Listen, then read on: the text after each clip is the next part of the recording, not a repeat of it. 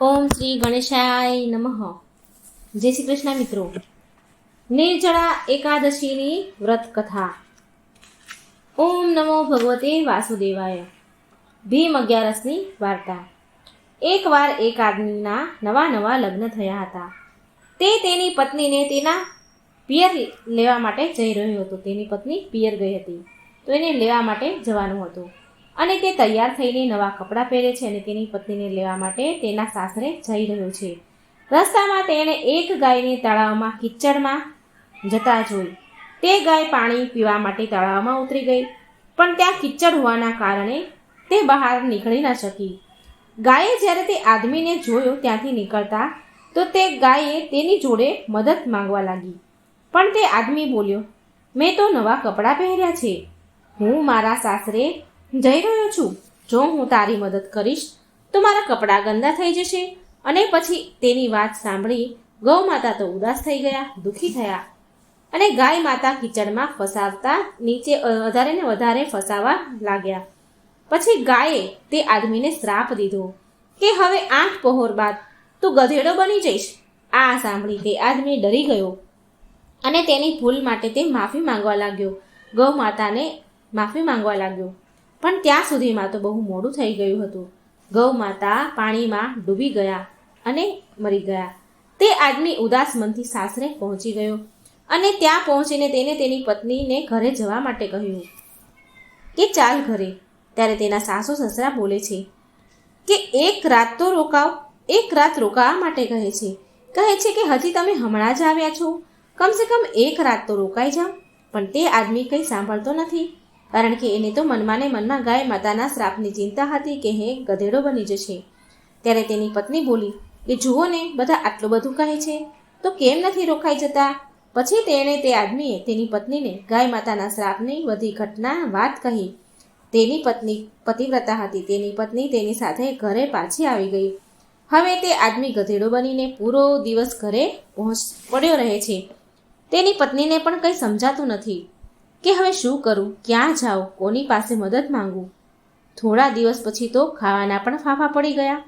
હવે તે ગધેડો બનેલો એનો પતિ તેની પત્નીને કહે છે કે મને મજૂરીએ લઈ જા, મને લઈ જઈને બહાર મજૂરી કર, જેનાથી ઘરમાં ખાવા પીવાનો થોડો સામાન આવી શકે.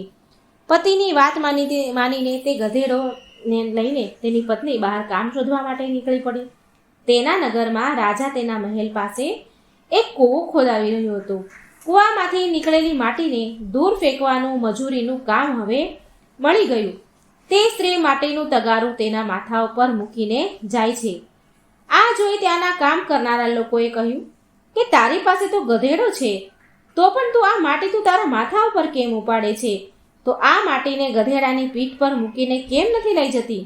આ સાંભળી તે સ્ત્રી તેના સવાલનો કોઈ જવાબ નથી આપતી અને ચૂપચાપ જ તે આગળ નીકળી જાય છે, તેનું કામ કર્યા કરતી. અને ત્યાંનો રાજા પણ કૂવાના કામકાજની નજર તેની આંખોથી જોતો બધું એ નજર રાખતો હતો. આ બધું આંખોથી જોવે છે રાજા, તો એને પણ થોડું અજીબ લાગે છે, આશ્ચર્ય થાય છે કે આ પ્રકારે ઘણા બધા દિવસ વીત્યા. જ્યારે રાજાને આ વાત જાણવાની બહુ ઉત્સુકતા વધી, તો તેણે એક દિવસ તેના સિપાહીને તે સ્ત્રીને મહેલમાં બોલાવવા માટે મોકલે છે. જ્યારે તે સ્ત્રી રાજાના દરબારમાં આવી, તો રાજાએ તે સ્ત્રીને પૂછ્યું કે હું તને રોજ જોઉં છું, તું ક્યારેય ગધેડા પર માટી નથી મૂકતી, ક્યારેય ગધેડાને માટી ઉઠાવવા માટે નથી વાપરતી. આ જોઈને મને બહુ હેરાની થાય છે, શું વાત છે? ત્યારે સ્ત્રી બોલી, આ ગધેડો નથી મહારાજ, આ મારો પતિ છે. તે સ્ત્રીએ ગાયવાળી બધી જ જે ગાયના શ્રાપવાળી પૂરી ઘટના રાજાને સંભળાવી. રાજાએ તેના નગરના વિદ્વાન પંડિતોને બોલાવીને આનો ઉપાય પૂછ્યો. ત્યારે એક પંડિતે કહ્યું કે જો કોઈ તેની 108 એકાદશીનું ફળ આને આપી દે તો આ આદમી તેનો અસલ રૂપમાં આવી જશે. રાજાએ તેના નગરમાં પૂછપરછ કરાવી કે કોઈએ 108 એકાદશી કરી હોય તો પુણ્ય ફળ આપે. પણ આખા નગરમાં પૂછ્યા પછી રાજાના સૈનિકોને એક ડોશી મળી. તેણે પૂરી 108 એકાદશી કરી હતી. રાજાના સૈનિકો તે ડોશીને રાજાના મહેલમાં લઈ આવ્યા. રાજાએ તે ડોશીને કહ્યું કે તમે આ ગધેડાને તમારી 108 એકાદશીનું ફળ આપી દો તો હું તમને ખૂબ જ ધન આપીશ.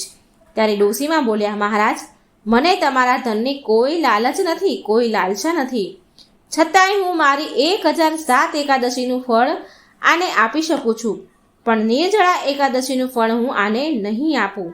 કારણ માત્ર નિર્જળા એકાદશીનું ફળ, પૂરા વર્ષના એકાદશીનું ફળ એનાથી પ્રાપ્ત થાય છે. વિષ્ણુધામની પ્રાપ્તિ થાય છે. મારી તો હવે ઉંમર થઈ ચૂકી છે.